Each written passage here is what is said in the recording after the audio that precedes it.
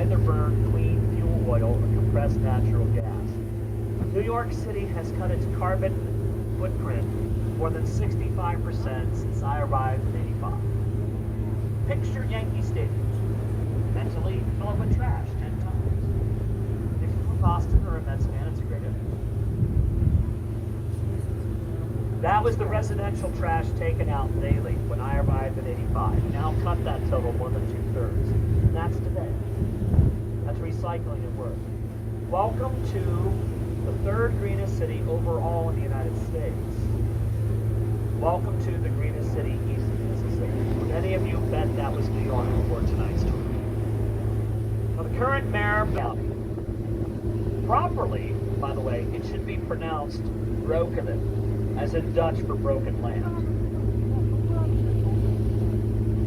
Voted, paid taxes, served jury duty in the court of Kings County for King Charles II. Coming up on the right, the inlet, Newtown Creek, halfway point for New York City Marathon runners. And then coming up is the borough of Queens. Catherine, Loyalists, if we're oversimplifying. Brooklyn, clinging to but mispronouncing its Dutch roots. Rebels. New York County, aka Manhattan Island, neutral for survival as long as possible. It's played for comedy if you ever see a Broadway production of 1776. Every time the Declaration of Independence comes up for a vote, the colonial representative from the colony New York abstains courteously. They never explain why. But remember that New York did not ratify the Declaration of Independence till July the 9th. Neutral for survival as long as possible. On the right, in Queens, is the brand new Hunters Point Park, obviously a work in progress, but we're redeveloping the waterfront, either luxury residential or, in the case of Manhattan, all the way around will be public parking.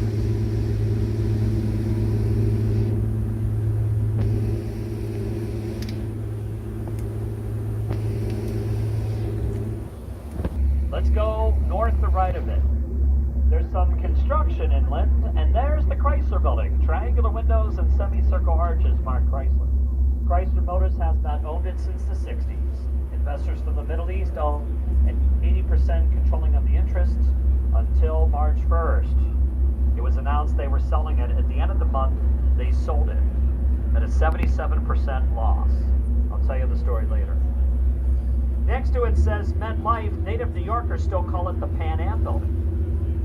Twice bankrupt by '96, Pan American Airlines let it go to the receiver MetLife.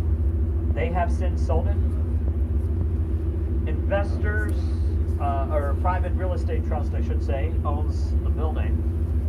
The signage atop states MetLife, but left of the dish, the now closed employee cafeteria, used infrequently for special events unannounced. Because it's built over the highway, it was deemed a security risk.